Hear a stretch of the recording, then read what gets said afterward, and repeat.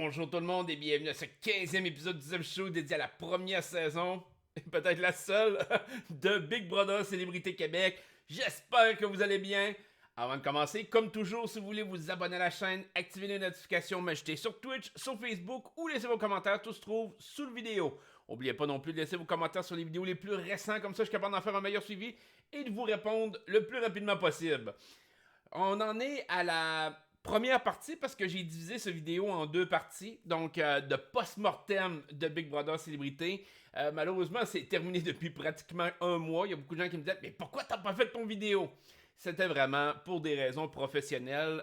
Pour ceux qui le savent bien, ou les gens qui me suivent sur Twitch ou peu importe, je travaille dans un bureau comptable et évidemment, c'est la période des impôts.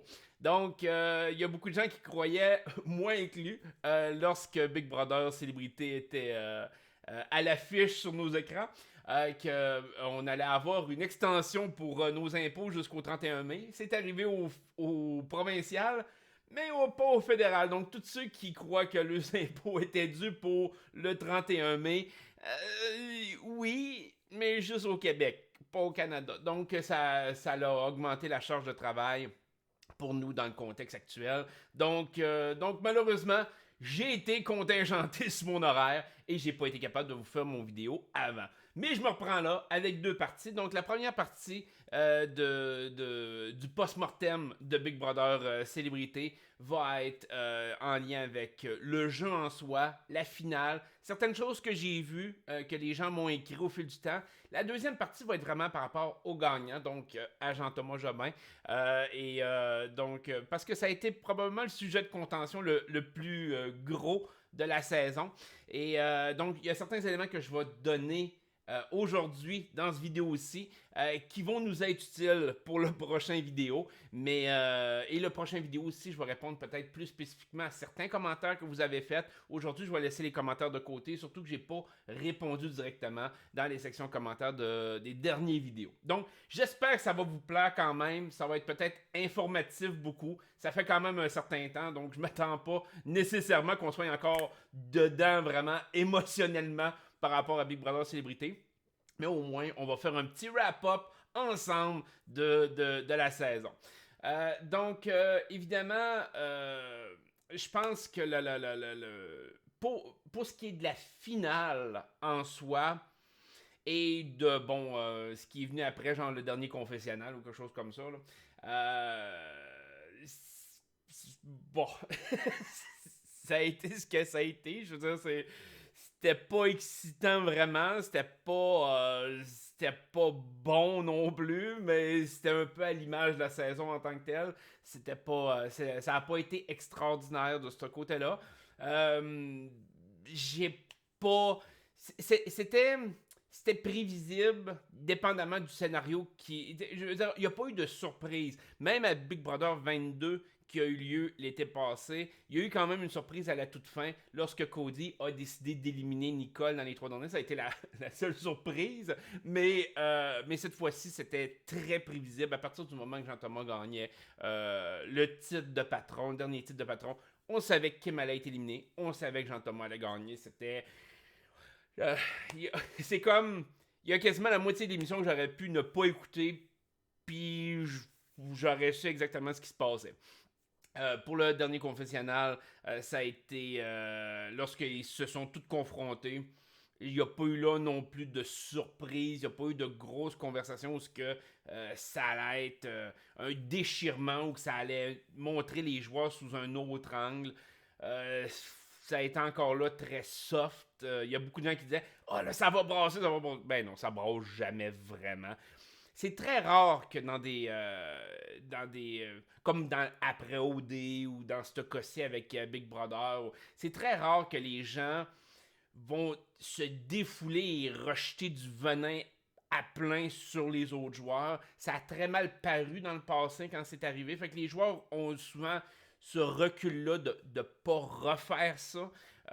Même si ça peut être bon pour de la TV, souvent ça va à l'encontre du joueur qui risque de le faire.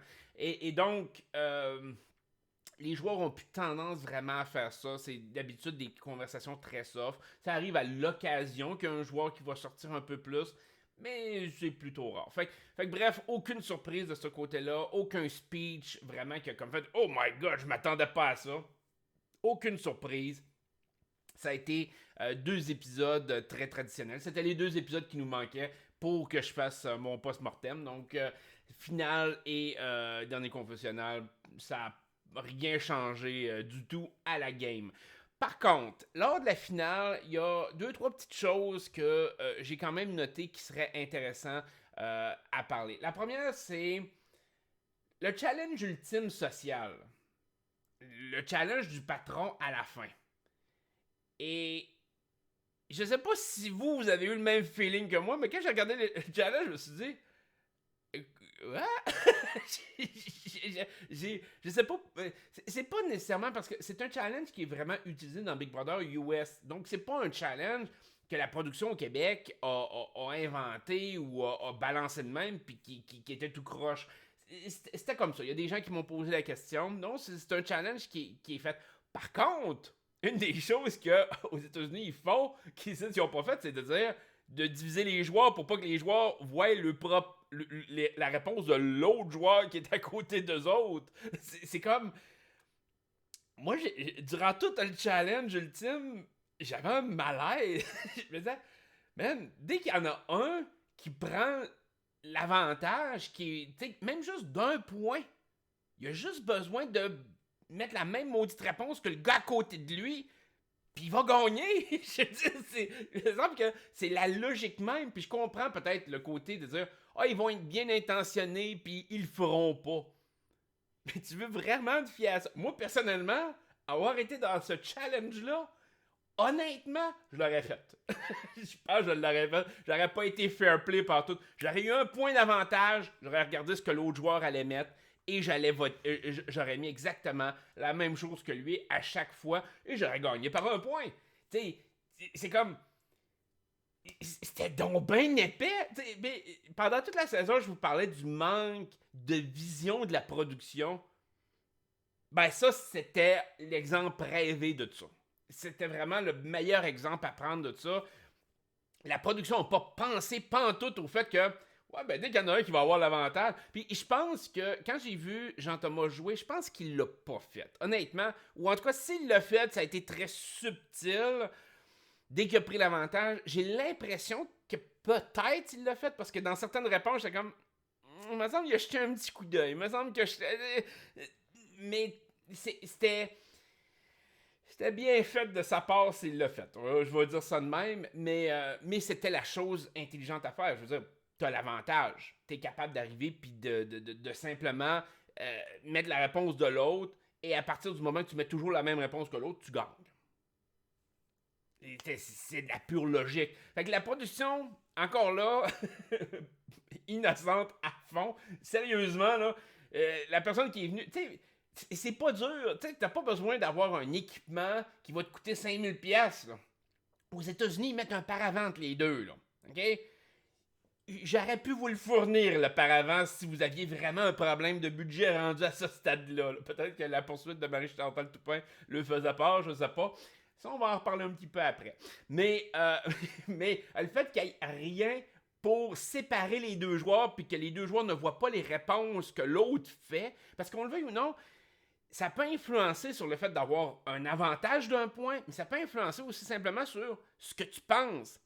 Tu remets en doute, tu regardes l'autre, tu vois que la personne va répondre peut-être B, potentiellement B, parce que les joueurs avaient pas l'air de bluffer leur réponse, de dire, tu sais, je mets mes mains d'une certaine façon, puis à la dernière minute, je switch ça de l'autre bord. Tu sais, les joueurs avaient l'air vraiment de mettre leurs mains comme, ça va être la réponse que je vais donner, puis c'est la réponse qu'ils donnent, tu sais.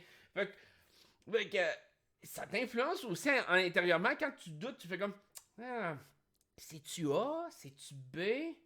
Ah, il a l'air à vouloir mettre A. Ben, ça doit être A. C'est niaiseux, c'est juste le côté instinctif de faire comme. Ouais, je penchais un peu pour A, mais j'aurais peut-être voté B. Puis je trouve que ça enlève énormément de crédit à cette épreuve-là. Ça a été exécrable comme réponse. Comme épreuve, pas comme réponse, mais comme épreuve. Je sais pas, j'étais assis à regarder ça, puis je me disais, ouais. La production, la production a rien appris de toute la saison. Je veux dire, ils ont pas cette vision-là de se dire qu'est-ce qu'on peut s'attendre que les joueurs, comment que les joueurs vont réagir face à l'épreuve qu'on va leur mettre entre les mains. Ils l'ont pas, ou ben non, ils le manquaient de par avant à la dernière minute, je sais pas. Fait qu'en tout cas, grosse déception sur ce challenge-là, mais qui montrait un peu le côté amateur de la production. Ben honnêtement, ça ressemblait beaucoup à ça. Ensuite de ça, il faut que faut que je vous en parle. Quand j'ai écouté l'émission, la finale, my God que j'ai trouvé François faible.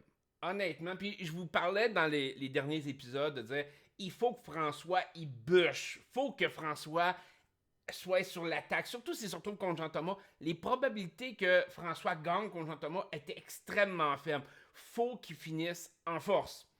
Il faut qu'il donne un speech qui va inspirer de dire je mérite de gagner.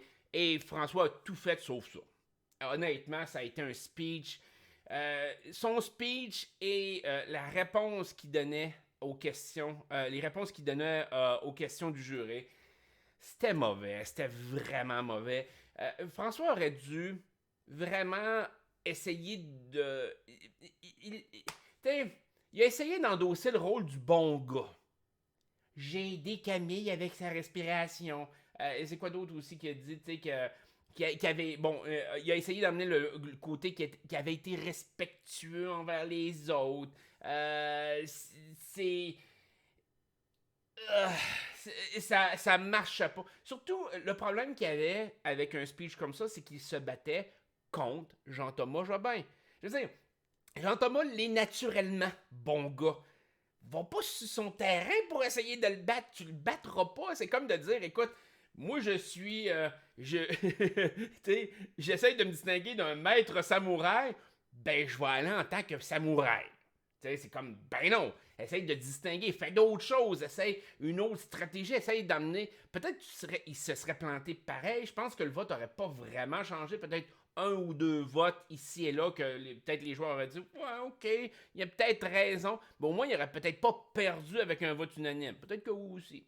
Mais au moins, ça l'aurait distingué. Là, il est vraiment allé dans un aspect de j'ai été respectueux, j'ai essayé de vous aider, j'ai essayé d'emmener les joueurs avec moi et de les faire grandir. Puis t'es comme, mais non.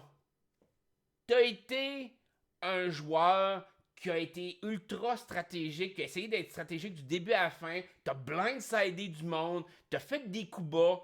Assume. Vente ça. Dis, écoute, moi je suis arrivé ici. Oui, faire le speech, je veux dire, je suis arrivé ici, mes chances de gagner étaient très faibles. J'ai tout fait ce que je pouvais pour donner un show et pour me rendre à la fin. Je me suis battu dans les compétitions, j'ai essayé d'éliminer les joueurs que je considérais les plus forts. Si j'avais gagné dans les 3 derniers, j'éliminais Jean-Thomas, je le clenchais, je gardais Kim. Bon, ok.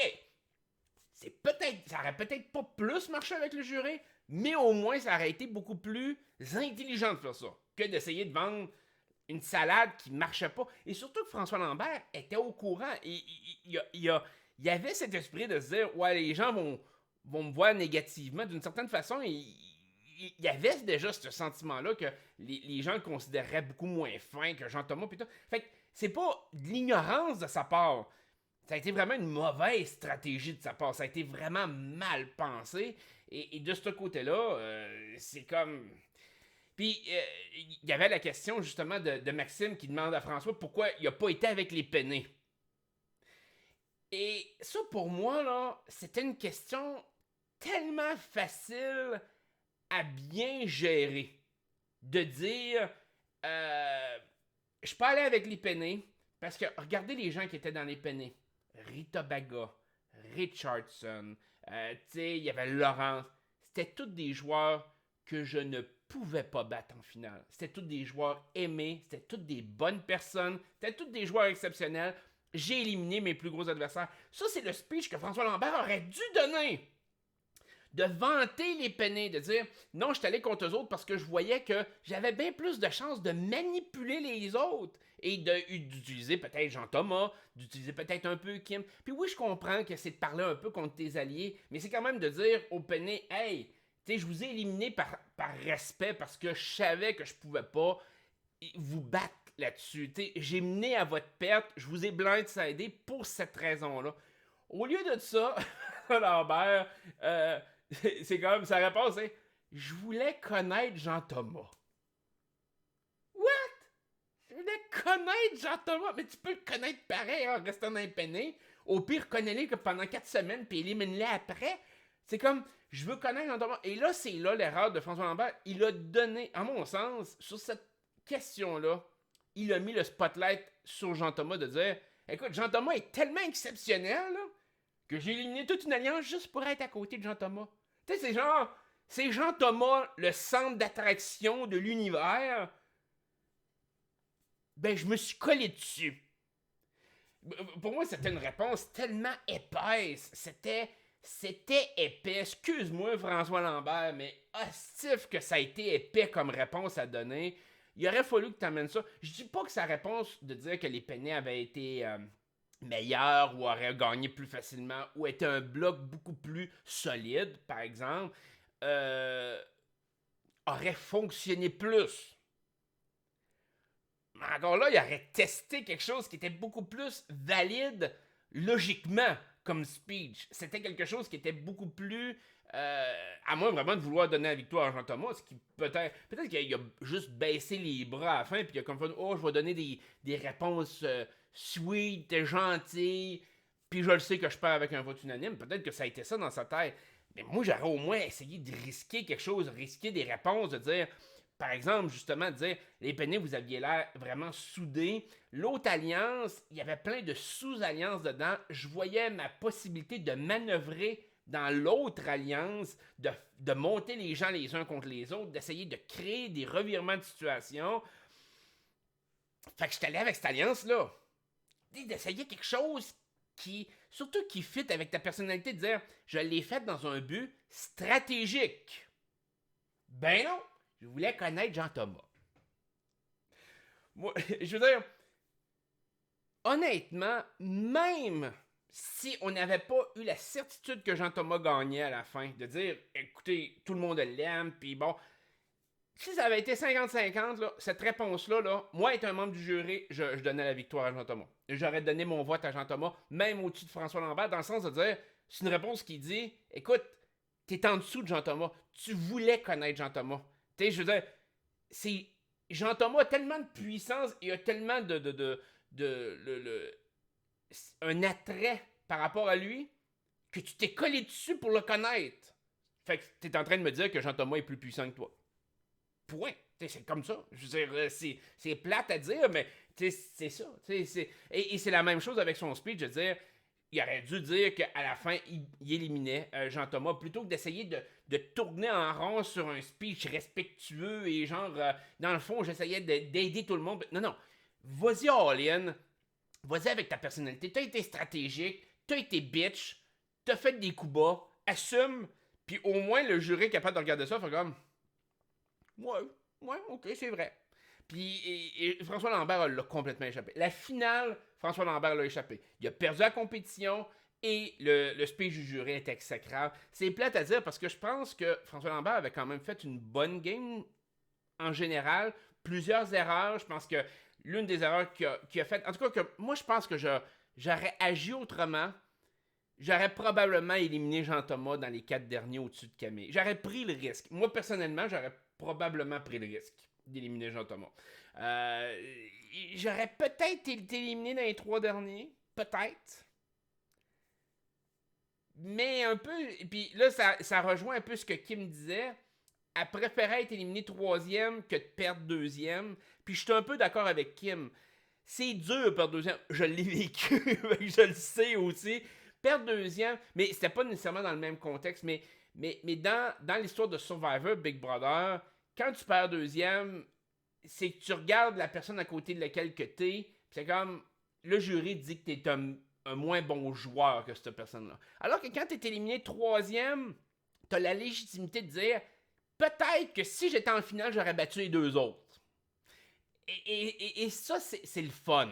C'est un sentiment qui est plaisant. Il y a beaucoup de grands joueurs de l'histoire de Survivor au Big Brother qui ont fini 3e. On pense à des choses comme Janelle, on pense à Alex, Cathy dans Survivor.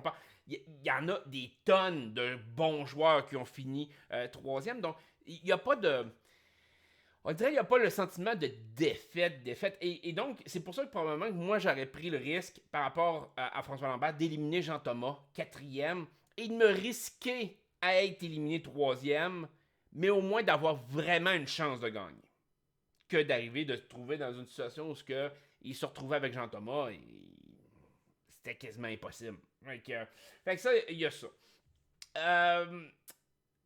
Par rapport, parce que j'ai un gros point que je vais emmener à la fin, un peu plus de vidéo, qui va être un peu en rapport avec mon prochain post-mortem. Fait que là, je vais défiler un petit peu 2-3 petites choses qui me restaient. Au-delà de la finale, évidemment, il y a beaucoup de gens qui m'en ont parlé. Ça a été la situation avec Marie-Chantal Toupin. Donc, la poursuite que Marie-Chantal... Je ne sais pas ce que ça en est rendu. On n'en a pas rien entendu parler. Ma position par rapport à la poursuite de Jean-Marie Chantal, en fait, c'est que j'essaie d'envisager comment que tout le fil des événements s'est produit pour essayer de porter un jugement clair, net et précis par rapport à ça. Moi, je pense que Marie-Chantal a peut-être passé des commentaires qui étaient beaucoup moins pires, je pense. Ou en tout cas, raisonnables. On va dire ça de même, ou peut-être plate, mais pas exécrable. Des commentaires, puis peut-être qu'il y avait un contexte en arrière de ça, peut-être qu'elle a dit non, je fais des blagues, peu importe. Il y a certains joueurs qui ont réagi intensément par rapport à ça, et je pense que la réaction de certains joueurs était aussi un peu stratégique. C'est-à-dire que dans un jeu comme ça, tu essaies de trouver la petite bête noire pour essayer de mettre un target, de mettre une cible dans le dos d'un joueur. Et donc, je pense que ça, légitimement, il y a certains joueurs qui ont peut-être essayé d'utiliser ça pour cibler, pour dire, écoute, elle va partir avant moi. Ce qui est logique. Ça peut être quelque chose de valable. Mais il y a certaines autres personnes qui disent, non, c'est insignifiant un peu ce qu'elle a dit, puis tout. Sauf que, entre le moment où ces événements-là se sont produits et le moment où le montage du show a été fait, moi je pense que la production savait déjà, vu le décalage de jour qu'on vit, savait déjà que Marie-Chantal sacrait son camp. Marie-Chantal, avec ce qu'elle a entendu dans le jeu, elle a dû, peut-être qu'elle a parlé avec son agent dans le confessionnal, peut-être, et peu importe, ils ont pris la décision de dire, écoute, ça peut être dommageable pour toi, sac ton camp. Ils ont joué défensivement. Ils ont dit, écoute, sac ton camp, ça va éteindre le feu pour l'instant, puis on va repenser à tout ça, puis voir un peu où ce que ça va. Et Marie-Chantal est partie de façon préventive, au cas où, pour pas que ça dégénère plus. Là, la production savait que Marie-Chantal sacrait son camp. Et donc, eux autres ont pris, on pourrait dire, le lead de dire, on va montrer l'aspect plus négatif pour expliquer pourquoi qu'elle part. On va essayer d'arriver, tu sais, à sac ton camp. Il faut qu'il y ait des bonnes raisons derrière tout ça. Et donc, ils ont monté l'histoire et ils ont probablement hypé l'histoire de façon beaucoup plus grande, beaucoup plus grosse qu'elle l'était peut-être à l'origine. Pour arriver puis expliquer son départ, pour expliquer le fait de elle sac son camp parce que c'était grave.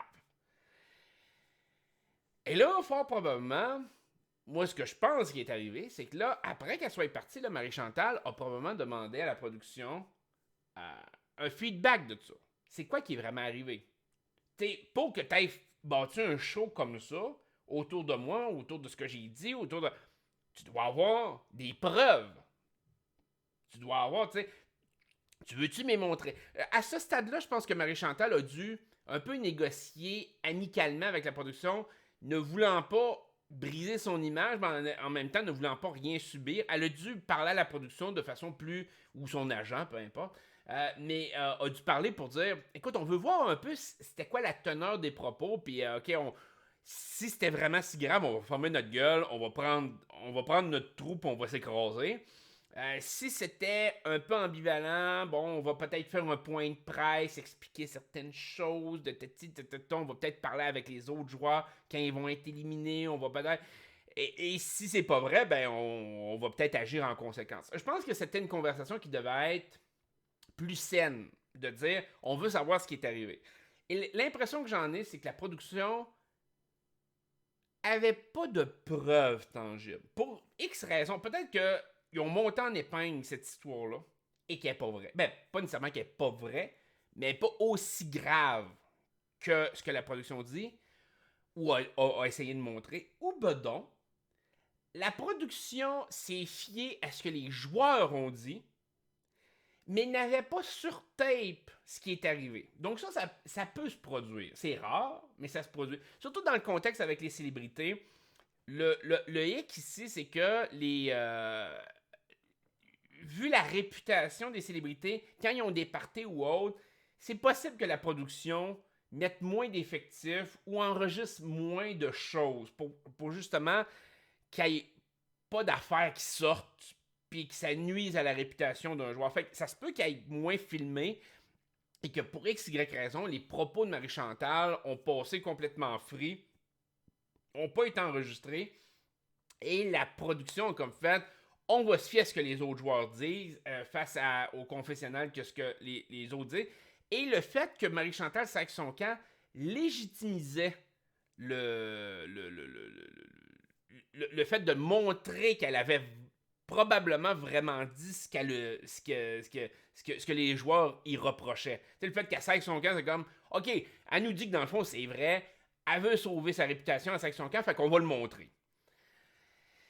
Et donc, à ce moment-là, la production s'est retrouvée dans une situation où elle ne pouvait pas montrer les tapes parce que soit qu'elle les avait pas, soit qu'elle s'est rendue compte que c'était pas aussi grave que ce qu'elle avait montré à TV et aurait dû présenter des excuses et un dédommagement à Marie-Chantal. Donc, a probablement dit non, on n'a pas ça.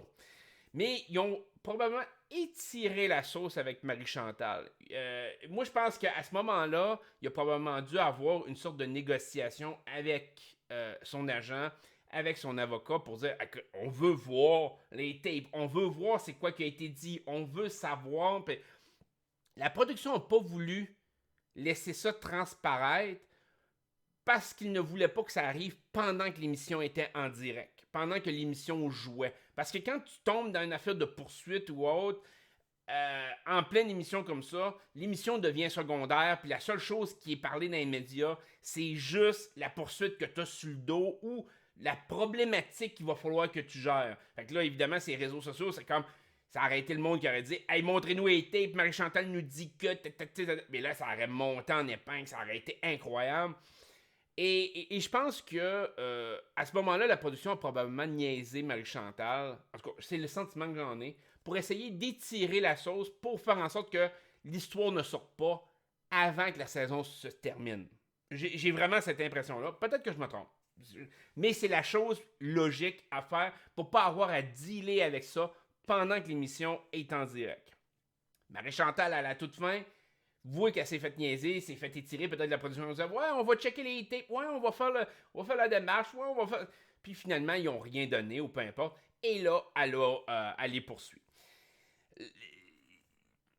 Au final, l'ensemble de ça, l'ensemble de cette histoire-là, je vous l'avais prédit dans le tout premier épisode que j'ai fait de Big Brother Célébrité. Le problème des célébrités, c'est le fait que la réputation a une valeur inimaginable. Et le fait d'arriver et de se présenter dans une émission comme ça, et de potentiellement... Puis moi, je suis surpris que juste Marie-Chantal qui a poursuivi. Moi, honnêtement, avoir été Camille, j'aurais peut-être essayé de poursuivre ou j'aurais évalué la possibilité de poursuivre aussi. Honnêtement, je vous dirais que même, on pourrait dire, il y a peut-être d'autres joueurs aussi que j'inclurais là-dedans, mais c'est une atteinte à la réputation quand même. Et de notre point de vue, c'est de dire, ouais, mais ils participent, ils savent. Oui, mais en même temps, la production, de la façon que ça a été fait, c'est la production qui est allée chercher les joueurs. Un peu comme, d'une certaine façon, comme si tu allais chercher un acteur. C'est-à-dire, écoute, viens participer et dans un contexte comme ça, la production promet un monde beaucoup plus clean, je vais dire ça de même. Aux célébrités, ils vont dire on va faire attention à ce qu'on monte, on va faire attention, on va couper des choses, on va essayer de préserver ta réputation pour essayer de faire en sorte que la célébrité accepte de participer. C'est vraiment ça le gros en jeu. Et c'est pour ça que je vous disais qu'une saison de célébrité fonctionnerait probablement pas dans un tel contexte. Parce que les bouts croustillants vont tous être enlevés techniquement pour pas nuire aux réputations des joueurs. Parce que la production a dû se commettre par contrat par rapport aux joueurs. Parce que les joueurs ne participeraient pas nécessairement s'ils paraissent mal à la TV. Tu sais, je veux dire, pourquoi gagner, comme je vous disais une fois, 100 000 en prix si tu détruis complètement ta carrière sur le site qui, elle, te rapporte peut-être, je sais pas moi, entre 85 et 150 000 par année? Ça donne rien. Fait que c'est pour ça que la production a dû mettre beaucoup de watts, si je puis dire, pour protéger les joueurs, pour les sécuriser dans cette aventure-là. Et de ce côté-là, malheureusement, ils sont responsables un peu de tous les événements par rapport à Marie-Chantal Toupin. Puis on connaît un peu la personne sur les réseaux sociaux et tout, ce qu'elle a pu dire dans le passé. Bon, fait qu'il y avait un risque. Et je pense que la production a mal géré ce risque-là aussi et a mal dealé la situation. Ils ont pris un risque sur une joueuse qui était beaucoup plus explosive et qui avait probablement beaucoup plus de problématiques potentielles en arrière, advenant justement un événement comme ça. Je pense qu'ils l'ont pris en se disant « Ah, ça va être bon pour la TV » puis tout, mais faut que tu penses plus loin que ça. Est-ce que c'est le genre de joueur? Je pense qu'une personne comme Camille, c'était dur à prédire comment qu'elle allait virer. Fait que je peux comprendre la production qui l'a pris quand même. Et elle a subi un contre-coup terrible sur les réseaux sociaux et tout. Et je pense qu'elle l'a bien encaissé, elle l'assume et tout. Mais avec une personne comme Marie-Chantal Toupin, clairement, ça allait probablement pas être ça. Et donc, je pense que ça a été mal pensé par la production, mais je pense que dans le contexte actuel, vu qu'il y a des démarches judiciaires qui ont été entreprises, fort probablement c'est parce que la production n'a rien. Parce que si la production avait quelque chose à montrer, ben, il serait allé directement y montrer, puis dire, regarde, je comprends, là, t'es frustré, puis tout, regarde ce que t'as fait, c'est pas cute, c'est pas beau, tu veux pas que ça sorte, femme d'ailleurs. C'est le même. Puis je pense que l'agent d'artiste son argent aurait probablement regardé ça puis il dit aussi ouais non embarque-toi pas sur un terrain de poursuite ou n'importe quoi. Même si tu gagnes ta poursuite, si l'extrait sort, tu vas être dans la merde.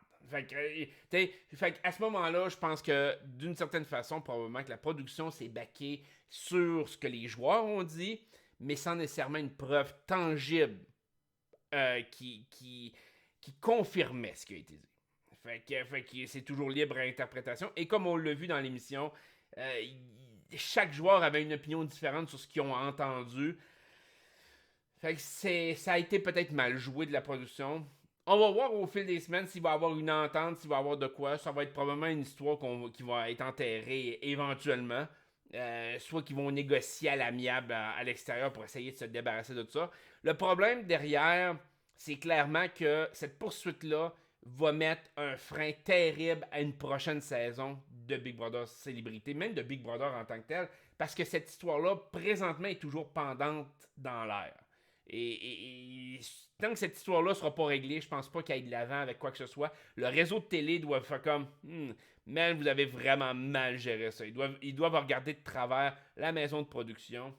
Et de ce côté-là, parce que veut pas, c'est de l'argent quand même. Et c'est de la mauvaise publicité. Puis c'est pas de la mauvaise publicité que tu veux vraiment avoir. C'est plate, mais c'est ça. Fait que ensuite de tout ça, je voulais vous parler un peu de Big Brother en soi. Je vous en ai parlé dans un des épisodes précédents. De dire une des raisons pourquoi Big Brother a de la difficulté, je pourrais dire, à se renouveler. Ou a de la difficulté à être punché. Parce qu'il y a beaucoup de gens qui me disaient ouais, ben, Big Brother est pas mal prévisible. Autant même US est rendu beaucoup plus prévisible, je dirais. Canada, des choses comme ça. Il y a des revirements des fois, mais ils sont plus rares que par exemple dans Survivor. Dans Survivor, un joueur seul peut vraiment faire une différence. Alors que dans Big Brother, c'est beaucoup plus difficile de le faire. Et une des choses que je vous avais discuté, puis que je veux revenir, au-delà du jeu, parce que Big Brother Célébrité, en mon sens, c'était déjà mauvais à la base, comme concept, mais au-delà de cet élément-là, le concept de Big Brother, le gros enjeu qu'il y a, c'est qu'il y a très peu d'outils pour créer des revirements de situation. Et ça, je vous en ai parlé, comme je vous disais dans le passé, dans d'autres vidéos. Je veux revenir sur ce point-là. Contrairement à Survivor, qui tente toujours aux 2, 3 saisons, 4 saisons, d'amener un aspect nouveau, d'essayer d'emmener quelque chose qui va changer la dynamique du jeu, qui va déstabiliser les joueurs. Big Brother, c'est souvent des événements sporadiques d'une semaine, 2 semaines, mais pas de twist qui va changer la dynamique du jeu. Depuis l'ère Shapiro aux États-Unis, il y a très peu de dynamiques qui ont changé drastiquement le jeu dans Big Brother. Donc, dans l'ère Shapiro, là, on parle de l'ère de Big Brother 1 à 7. Il y a eu énormément de changements, mais qui influencent le jeu sur toute la saison. Donc, on pense à la saison 2, où ce que le patron, le Head of Household, a été introduit aux États-Unis. Mais c'était une technique qui était pour toute la saison. Dans la saison 3, il y a eu la technique d'emmener le Power of Veto, donc le veto qu'on connaît ici avec Big Brother Célébrité. Aux États-Unis, ça a été dans la saison 3 que ça a été introduit. Encore là, un pouvoir qui a été pendant toute la saison. Shapiro avait testé aussi des twists comme un twist de mettre deux personnes qui se connaissaient, toutes des personnes qui se connaissaient, qui connaissaient au moins une autre personne dans la maison. On pourrait dire ça de même. Fait on pourrait dire des couples sans être vraiment des couples, parce que des fois c'était des couples d'amis ou des bons. Mais peu importe, comme dans la saison 6, où ce que vous aviez vraiment des gens qui se connaissaient à l'extérieur, soit qui étaient des couples réels, des amis, qui étaient des collègues de travail ou autres. Et ça avait donné une méchante bonne saison. La saison 6, c'est probablement l'une des meilleures saisons qui a existé de Big Brother US. Il y avait eu la twist, voyons, ça avait été aussi introduit partiellement à la saison 4. Cette twist-là, même à la saison 3, il y avait eu la twist des ex. Fait qu'il y a eu des twists comme ça, mais ça affectait pas tous les joueurs, mais ça affectait certains joueurs. Ça avait des twists qui créaient des revirements de situation assez intenses. Il y avait beaucoup d'aspects émotionnels derrière ces twists-là aussi. Shapiro a testé beaucoup de choses jusqu'à la saison 7. Passé la saison 7 dans l'ère Grudner, qu'on pourrait dire aux États-Unis, ça a été en déclinant. C'est-à-dire que la production n'a pas cherché à trouver des nouvelles twists ou des nouvelles façons de faire pour shaker le jeu puis créer des revirements de situation. Alors que Survivor, eux, tentent toujours de recréer d'autres choses. On a eu les immunités, on a eu les immunités cachées qui ont apparu, on a eu les avantages qui sont apparus, on a eu les swaps, donc de mélanger les équipes, donc de soit juste mélanger les équipes, de rediviser les équipes en plus d'équipes, de regrouper des équipes ensemble.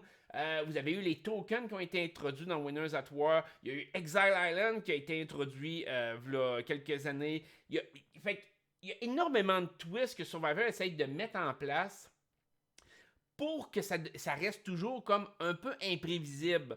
Une personne qui est en une excellente position par rapport à une tribu peut devenir vraiment dans une situation très précaire l'épisode d'après juste à cause d'une twist.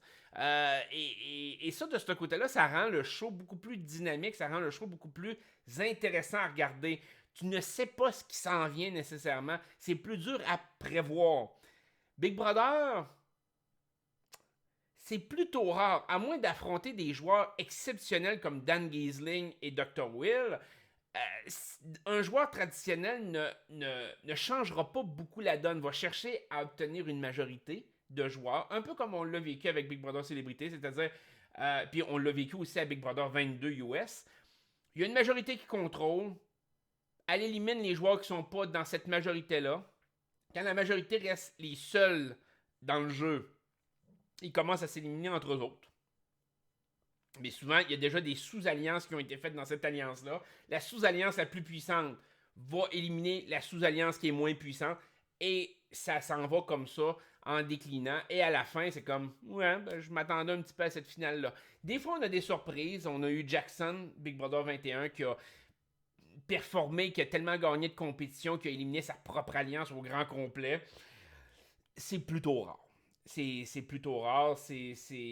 Et malheureusement, ça devient que Big Brother devient beaucoup plus proche de ce qu'on connaît un peu avec Big Brother Célébrité, c'est-à-dire un show prévisible. le patron gagne, on sait à peu près c'est qui va mettre, il n'y a pas de grosses surprises. T'sais, en mon sens, tout le monde louange quasiment Camille en disant hey, éliminer Kevin, c'était tout qu'un move, c'était le plus gros move de la saison. Ouais, mais c'était un move innocent. En effet, c'était un gros move dans le sens de dire écoute, c'était surprenant. Mais c'est un move innocent quand même. Je veux dire, fait que de dire que c'est le seul move quasiment de toute la saison, il y a eu Kevin qui a utilisé son veto, puis il y a eu Camille qui a blindsidé Kevin. Ça a été les deux moves de la saison. À part de ça, vous tombez vraiment une grosse coche en dessous avec François Lambert qui a blindsidé Geneviève la première semaine. C'est comme. Qui était peut-être moins prévisible. Là. On parle de prévisibilité ici. À part de ça, ça a toujours été très prévisible. À l'exception du monde qui ont crissé le camp. Eux autres, c'était moins prévisible de faire comme, ouais, finalement, on veut partir. Mais je vous le disais, il y avait un côté prévisible qu'il y a beaucoup de joueurs qui allaient partir. Puis je vous l'avais dit dès mon premier vidéo sur Big Brother. Mais j'imaginais peut-être pas à ce point-là, mais finalement, ça a été à ce point-là. Bon. Fait, et ça close, ça ferme un peu les points que je vous dirais un peu éparpillés de Big Brother. Mais là, il me reste un élément que je veux vous parler. Parce que ça va être en lien un peu aussi avec ce qu'on va discuter dans la prochaine vidéo. Et c'est ce que j'appelle la barre de pouvoir des joueurs. Voyez-vous, chaque joueur, avant même de commencer la saison, vous pouvez quantifier un joueur avec une barre de pouvoir qui va de 0 à 100 et de 0 à moins 100. Chaque joueur a sa barre de pouvoir. Fait qu'à chaque fois que vous voyez une saison qui commence, vous voyez cette barre-là mentalement. Un joueur commence normalement dans une saison régulière. Quand vous avez une saison normale de Big Brother, Survivor, Amazing Race, vous êtes toujours autour du 0. Un nouveau joueur commence et il est autour du 0. Donc, vous allez avoir une barre de pouvoir qui va être autour de 0 à 10 ou 0 à moins 10. Généralement, les joueurs se situent de même. Qu'est-ce qu'une barre de pouvoir? La barre de pouvoir inclut le respect du public et des autres joueurs, inclut la puissance du joueur sur papier, avant que le jeu commence, donc c'est bon. Inclut sa versatilité à s'adapter aux situations, au fait comment il va être aimé. Bref, incluez toutes les qualités qu'un joueur peut avoir à l'intérieur et à l'extérieur du jeu sur la barre de pouvoir. Donc, quand un jeu commence, une saison régulière d'un jeu, donc Big Brother normal, Survivor normal, les joueurs sont toujours autour de 0, 10, moins 10. Donc, c'est souvent la première impression, on pourrait dire. Donc, les joueurs offrent une première impression, soit dans leur vidéo de présentation, soit dans la première journée qu'ils sont dans le jeu, et on se fie un petit peu à ça. Un des exemples a été que, si vous vous souvenez, pour ceux qui ont vécu Big Brother 6, il y a très très longtemps, quand avant que la saison commence, il y avait deux joueurs qui étaient déjà détestés un peu avant même que la saison commence et donc qui étaient plus proches du moins 10. Et c'était, bizarrement, Janelle et Kayser. Janelle, parce que les gens avaient l'impression qu'elle allait être la dumb blonde, l'idiote, l'épaisse blonde traditionnelle qu'on connaît. Cheveux blonds, forte poitrine, grande. C'était un peu l'image que beaucoup d'Américains avaient. Kayser était musulman et dans ces années-là, disons qu'il y avait un certain mouvement anti-musulman aux États-Unis assez fort. Donc c'est avant que le jeu commence dans Big Brother 6, ils étaient quand même un peu détestés. La première impression, comme je vous dis. Finalement, ils se sont trouvés à être extrêmement aimés par le public. Mais quand la saison a commencé, c'était vraiment des joueurs qui n'étaient pas appréciés du tout par le public ou généralement pas appréciés. Donc on peut dire qu'ils étaient peut-être autour de moins 10.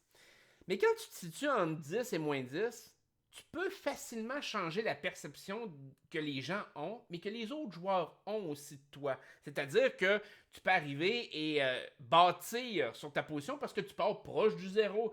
Tu laisses presque indifférent. Donc la seule chose que tu peux faire, c'est soit d'améliorer ou détériorer ta position. La perception que les gens ont, la façon que tu joues. Et donc, ça va déterminer un peu où est-ce que tu te situes sur l'échiquier. Donc, par exemple, on va prendre une saison comme Cagayan aux États-Unis avec Survivor. quand le show a commencé, Tony Vlachot, on le connaissait pas. Il était autour de 0. Finalement, il est devenu un joueur extrêmement aimé. Il a peut-être fini à 70% ou à 75% sur sa barre, à 75 points sur 100. Alors que tu as des joueurs qui laissaient indifférents et qui ont été extrêmement détestés. On peut penser à Johnny Fairplay, entre autres, saison 7. Il a été détesté par une grosse partie des joueurs, un peu par le public, mais il a tombé dans le moins, dans le négatif. Mais ça s'est fait de façon progressive durant toute la saison. Ça, c'est une saison normale. Vous commencez la saison, les joueurs ne se connaissent pas, le public ne connaît pas les joueurs se situent sur leur bord de pouvoir entre 0-10 ou 0-10. Globalement. Donc, c'est un aspect qui s'approche de la neutralité. Le joueur laisse indifférent jusqu'à temps qu'il nous prouve autre chose. Le problème de cette barre-là, c'est que dans une saison régulière, ça fonctionne très bien. La saison détermine la force du joueur. La saison fait en sorte que, à la fin, on veut voir certaines personnes gagner et on veut voir certaines personnes perdre. Dans une célébrité et dans un All-Star, parce que j'inclus le All-Star aussi, mais dans la célébrité et le All-Star, cette notion de barre de pouvoir est différente. Parce que lorsque la saison commence, la barre de pouvoir n'est pas autour de 0. On n'arrive pas. Puis quand la saison de Big Brother Célébrité a commencé, on n'a pas dit « Ah, tous les joueurs sont à égalité à 0 ». Non. On a commencé avec déjà une appréhension de beaucoup de joueurs. Les joueurs n'étaient pas autour du moins 10-10. On va prendre, par exemple, un joueur comme François Lambert. François Lambert était beaucoup plus proche du moins 70 que du 0. Varda était, en mon sens, dans le moins 60. L'appréciation du public n'était pas nécessairement derrière Varda. Alors qu'un joueur comme Jean-Thomas Jobin était beaucoup plus autour de 70-80. Le problème de cette barre de pouvoir, c'est que cette barre de pouvoir décide du gagnant. Je veux que vous compreniez cette notion-là. À la fin, quand on évalue un joueur, quand le jury analyse le joueur, analyse la façon qu'il a joué et que le public aussi vote, les gens évaluent où est-ce que tu te situes sur la barre de pouvoir. On le fait pas, on pense pas à une barre de pouvoir, on pense pas à dire « Oh oui, il est à 65 ou à 70, il va gagner nécessairement ». Non, on a la perception, on analyse tout ce que le joueur a fait et on fait comme « Ah oui, ça va être lui qui va gagner. S'il sera en finale, il gagne. » Le problème ici, c'est qu'avec une barre de pouvoir qui est différente en partant, un joueur qui part négativement, je vais prendre l'exemple de François Lambert, doit faire beaucoup plus de chemin pour potentiellement gagner qu'un joueur comme Jean-Thomas Jobin qui a pratiquement besoin de rien faire pour s'assurer de la victoire parce qu'il est déjà aimé, alors que l'autre est déjà détesté.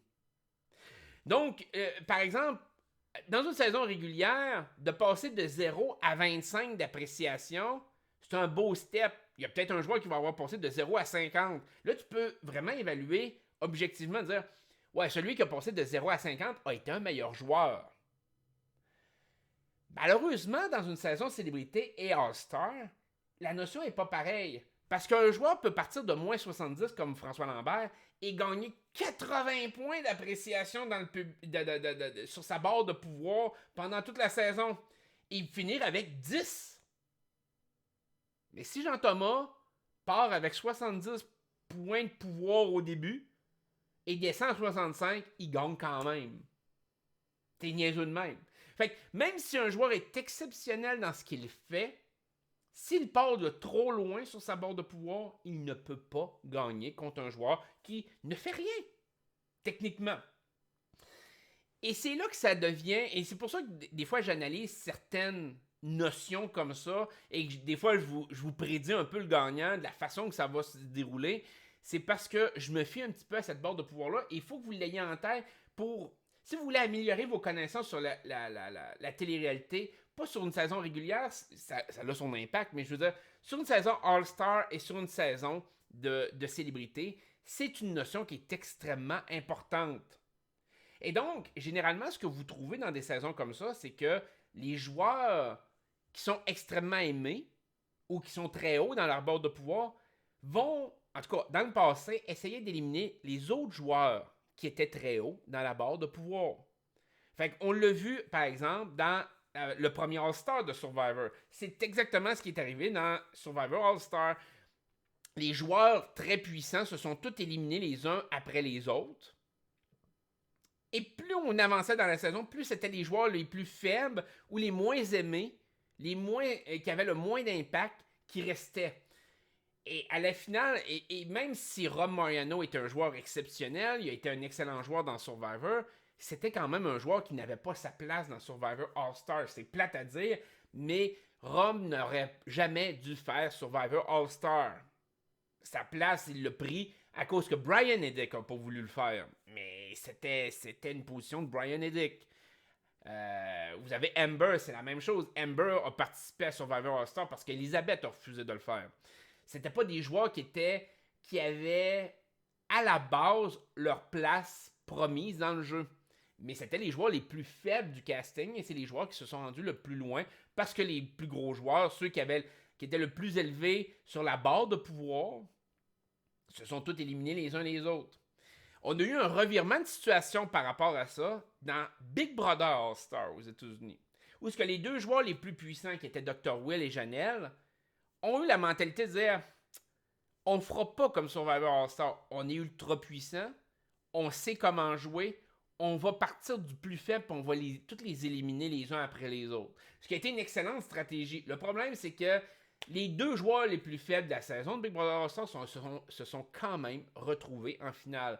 Mike Boogie et Erika. Erika n'avait pas sa place là.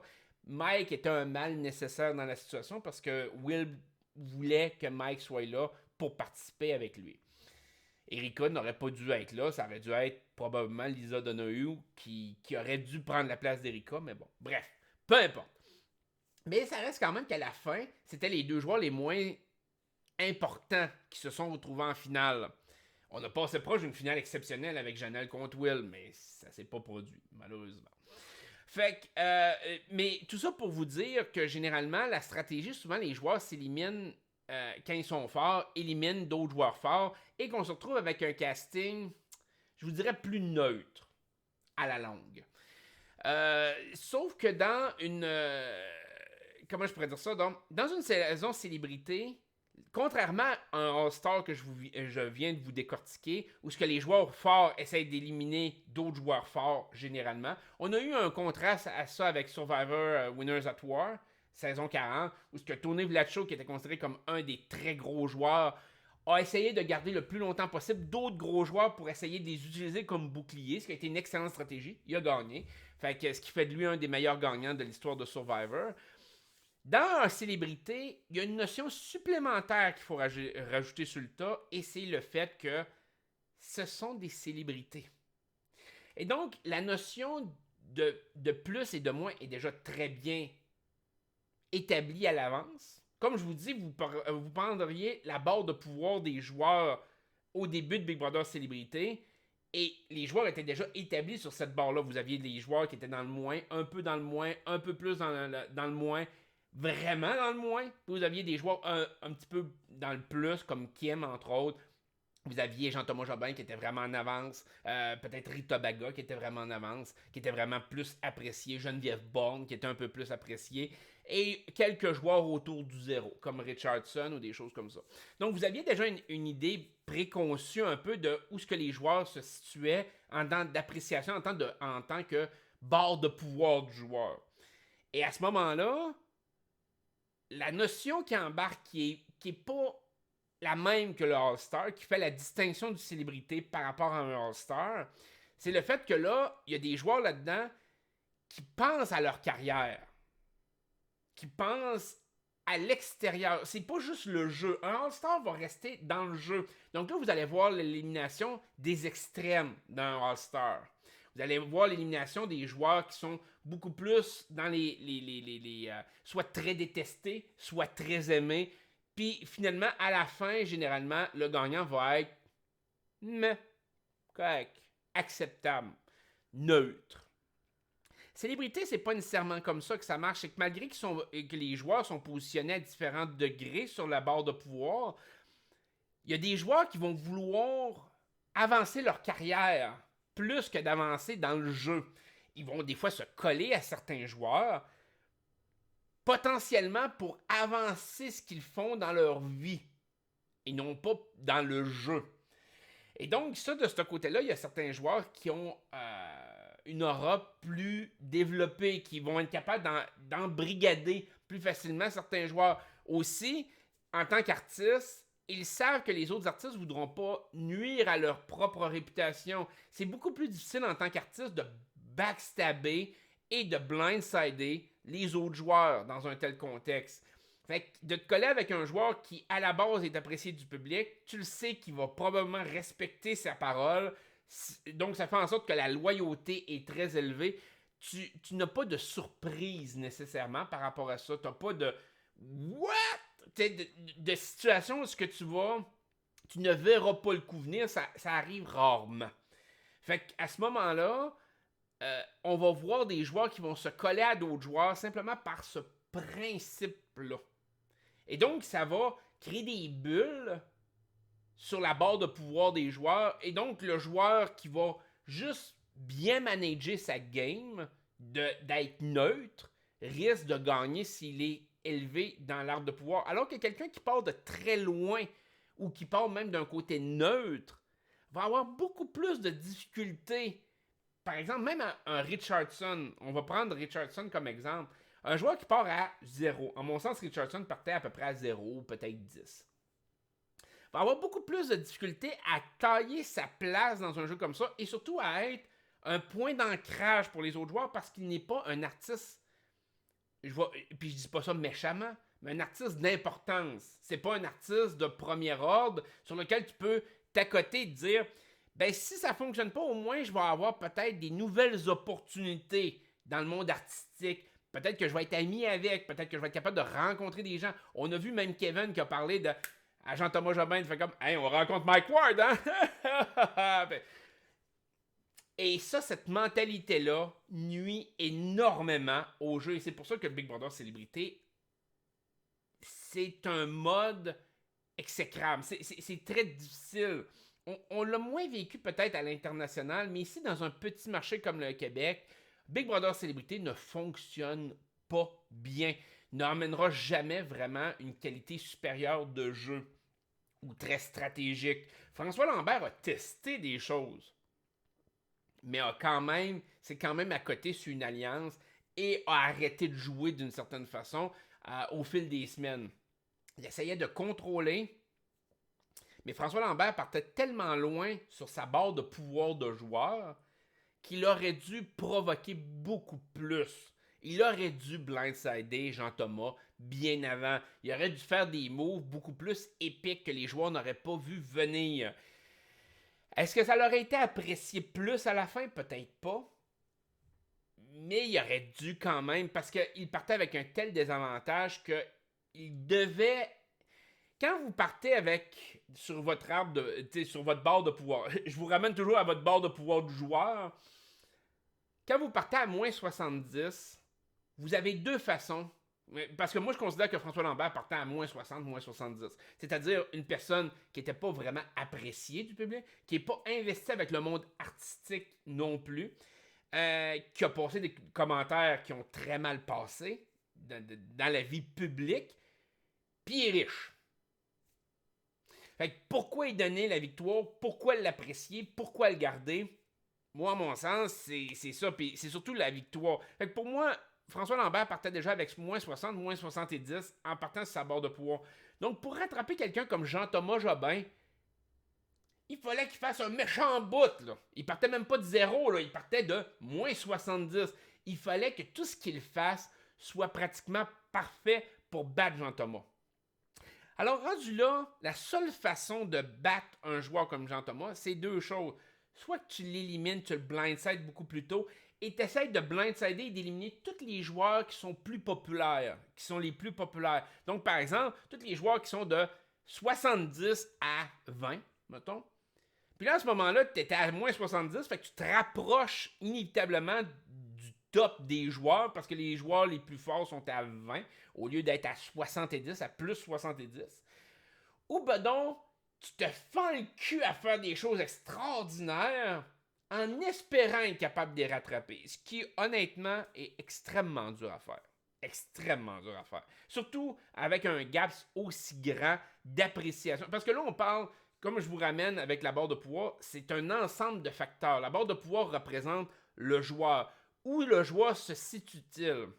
Dans une saison traditionnelle, le joueur va se déplacer sur la barre de pouvoir selon l'appréciation du public, mais l'appréciation des autres joueurs, selon sa stratégie, selon la façon qu'il gère les moves importants. Dans Winners at War, entre autres, il y a eu un épisode entier dédié à Tony Vlachot. Il a complètement dominé cet épisode-là. Du début à la fin, ça a été l'histoire de Tony Vlachot. Cet épisode-là, Tony Vlachot a pris énormément de pouvoir sur cette barre-là. Mais malheureusement, dans notre Big Brother Célébrité Québec, c'était dur pour les joueurs, surtout en tant que célébrité, de se déplacer sur cette barre-là et d'améliorer leur situation. Donc, moi, je pense que les gens, quand même, qui ont amélioré, oui, François Lambert est parti de très loin et s'est ramené à un côté beaucoup plus neutre. Moi, je pense qu'il est parti peut-être de moins 70 et il a fini à 0 ou il a fini à 5 ou 10. Je pense sincèrement qu'il a fait une grosse progression. Il a peut-être gagné 80 points. Mais contre un gars comme Jean-Thomas Jobin, qui a resté stagné un peu, capé à 70 puis il n'a pas bougé de là, ben ça reste quand même 10 versus 70. Ça marche pas. Tu peux pas gagner. Vous avez comme Kim. Moi, je pense que Kim a parti peut-être à 10, 15, a peut-être monté à 30 durant la saison, mais elle a redescendu autour de 5, 10. Et c'est pour ça que je trouve que là, le combat contre François Lambert était beaucoup plus intéressant à envisager. François Lambert contre Kim, là, vous aviez des forces équivalentes en termes de barre de pouvoir. Là, François Lambert aurait pu défendre. Quoique avec son speech de merde, je pense qu'il aurait perdu contre Kim. S'il avait fait ce même speech-là, je pense qu'il perdait contre les deux, peu importe. Là. Mais ça reste quand même qu'il était beaucoup plus proche de la victoire, alors que contre Jean-Thomas Jobin, il n'y avait absolument rien à faire. Jean-Thomas, lui, partait vraiment avec une grosse appréciation du public, mais aussi une grosse appréciation des joueurs, de l'extérieur, de ce qu'il allait faire. Et donc, de ce côté-là, il n'y avait pas besoin de vraiment faire grand-chose. Et donc, de ce côté-là, on peut se dire, bah, ben, il a bien joué. À mon sens, c'est pas nécessairement le cas. Puis ça, je vais vous en parler dans mon épisode dédié à Jean-Thomas Jobin. Mon but ici, c'était vraiment de vous expliquer un peu la barre de pouvoir d'un joueur, que vous l'ayez toujours en tête. Et ça explique beaucoup comment les joueurs votent les uns contre les autres, mais aussi la perception du public et ce qu'on peut s'attendre dans une saison. Parce que des shows comme Survivor qui sont filmés à l'avance jouent beaucoup sur cette barre de pouvoir-là. Ils hype énormément leurs gagnants ou ils essayent de faire en sorte qu'on comprenne pourquoi le gagnant gagne à la fin, généralement, dans la majorité des saisons. Donc, ils vont jouer avec cette barre de pouvoir-là. Donc, je veux que vous gardiez ça en tête de dire, quand la saison a commencé de Big Brother Célébrité, il y avait des joueurs qui avaient pratiquement aucune chance de gagner. Je pense à des joueurs comme Varda, je pense à Marie-Chantal Toupin, je pense à François Lambert. La seule et unique chance qu'ils avaient de gagner, c'était de se garder les uns les autres entre eux. Et on le voit comme Survivor, dans Big Brother All-Star, des choses comme ça. Quand il y a des saisons All-Star, des fois, c'est ça qui arrive.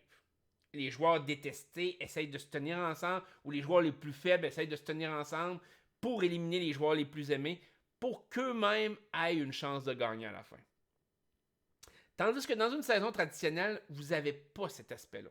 Cet aspect-là, les joueurs ne savent pas la perception que le joueur a à l'extérieur, que le public a par rapport aux joueurs, ne savent pas vraiment ce que le joueur fait dans leur dos, ne savent pas la stratégie des autres joueurs. Des fois, ils peuvent en apercevoir un bout, mais je vais vous prendre mon exemple dans Love Story. Les joueurs n'ont vu ma stratégie de parler aux caméras, de parler de stratégie et tout, que la dernière semaine, pratiquement. Fait que pendant 9 semaines, ils ont été complètement dans le noir, ils n'ont jamais rien vu aller ou pratiquement rien vu aller. Ça me donne beaucoup plus de marge de manœuvre que, par exemple, quand moi, j'étais allé à Love Story All-Star, où ce que là, les joueurs savaient un peu ce que je faisais, et que là, ma barre de pouvoir, alors que j'étais un peu plus autour du 0, peut-être même du moins 10, quand Love Story 4 a commencé, que je me suis ramassé à 70-75, ben quand j'ai commencé à All-Star, j'étais déjà à 70-75. Christelle ne pouvait pas techniquement gagner contre moi. C'est plate à dire. Alexandra Daudé ne pouvait pas techniquement gagner contre moi. Peut-être si je me plantais, si j'avais l'air d'une nullité, si j'avais l'air... Ça aurait pu arriver. Mais techniquement, en partant, eux autres, ils partaient beaucoup plus proche du 0, du -10 dans un All-Star. Le gap, c'était vraiment trop gros par rapport à leur propre stratégie.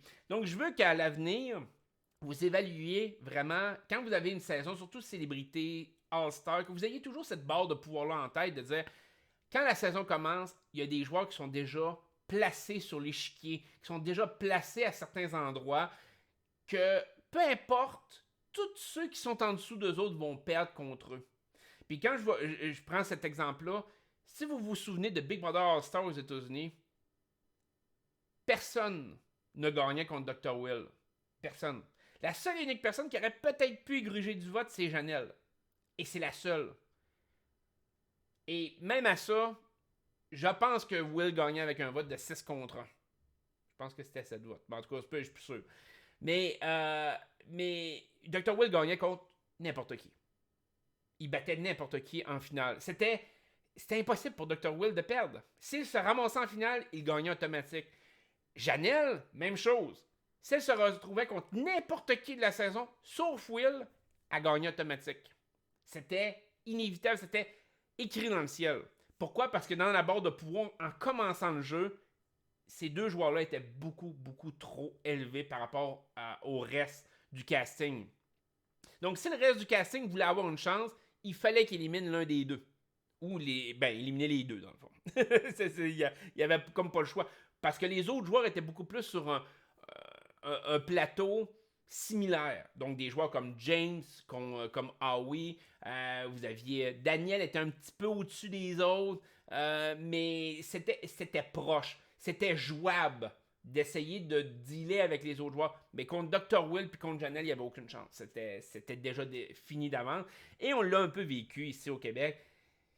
Jean-Thomas partait de vraiment trop loin. Je pense que Rita Baga aussi avait ce même genre de phénomène-là, que trop en avance, c'était quasiment impossible de rattraper des joueurs comme ça. Il y a eu des joueurs qui ont quand même bien fait. Je pense à Richardson. Richardson a monté énormément sur cette barre de pouvoir-là. Malgré tout, je suis pas sûr que Richardson battait Jean-Thomas à la fin. Je suis pas sûr non plus que Richardson aurait battu Rita Baga si Rita Baga s'était rendu à la fin. J'ai un doute. Peut-être que oui. Mais j'ai un doute. Fait que c'est pour ça qu'il faut que vous l'ayez en tête, cette barre-là. Partez avec ce principe-là. Et généralement, quand vous avez ce principe-là en tête, ça peut expliquer beaucoup de choses. Je vais peut-être essayer de l'expliquer mieux. Aujourd'hui, je l'ai balancé un petit peu à la va-vite à la fin du vidéo. Mais j'espère que vous avez compris un petit peu le principe que il faut que vous évaluiez les joueurs comme ça. Dans une saison régulière, ça part à 0. Les joueurs évoluent dans l'échiquier sur la barre de pouvoir du joueur. Chacun a sa propre barre de pouvoir. Mais dans une saison célébrité All-Star, les joueurs commencent déjà à certains endroits sur la barre de pouvoir. Et à ce moment-là, la stratégie du début influence sur qui se fait éliminer et pourquoi se fait éliminer. Alors, comme vous avez Big Brother All-Star, où ce que Dr. Will et Janelle ont décidé au début d'éliminer les joueurs les plus faibles pour se donner le plus de chances possible au fil du jeu. Malheureusement, ils ont laissé passer Mike et Erika. Ça, c'est la grosse erreur, mais bon, ça, c'est tel que tel. Mais c'était une excellente stratégie. Ça a très bien fonctionné pour eux. Ils se sont rendus 3e et 4e quand même. Tony Vlacho a eu la même stratégie dans Winners at War. Essayer d'éliminer les joueurs un peu plus faibles au début, puis d'essayer de garder des joueurs forts pour se protéger lui pendant la saison. Alors que vous avez une saison comme Survivor All-Star où les joueurs les plus faibles se sont réunis ensemble, les joueurs qui avaient le moins de chances de gagner se sont tous réunis, on dit on élimine tous les joueurs les plus forts, et c'est ce qui est arrivé. Donc à ce moment-là, c'est un des leurs qui réussit à gagner à la fin, et ça a été Amber, et c'était extrêmement décevant. Donc je vais vous laisser là-dessus, donc j'espère que ça vous a plu comme première partie de mon post-mortem. prochain épisode, on s'occupe de notre cher Jean-Thomas Jobin, avec qui j'ai eu des super belles conversations. Que je comprends parfaitement sa mentalité, mais ça, je vous en parle lors du prochain épisode. Bye bye.